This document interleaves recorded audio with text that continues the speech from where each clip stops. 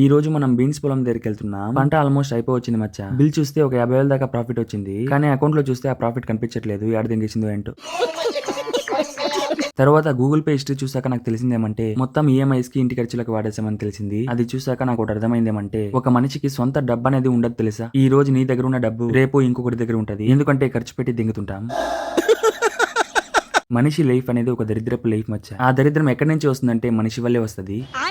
ఎలా అంటే మనకున్న దాంట్లో మనం బతకం. పక్కనోళ్ళని చూసి గుదగిలుకుంటాం. అప్పులు చేసి గుడిచిపోతాం. ఇలాంటి వీడియోలు చూసి మోటివేట్ అవుతాం మచ్చ. ఎంత వరకు 10 నిమిషాల వరకు. తర్వాత మళ్ళీ మొదటికే వస్తాం. ఎందుకంటే మనం మనుషులం కాబట్టి.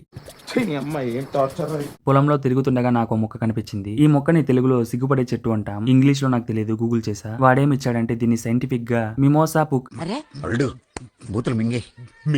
అదే మిమోసా పుడిక అని చెప్తారని చెప్పాడు. ఈ పొలంలో బంతిపూలు వేద్దామని అనుకుంటున్నాం మచ్చ. అసలే వర్షాకాలం ఏమైద్దో ఏంటో. ఈ వీడియోకి ఇంత నేను ఎంగేస్తా.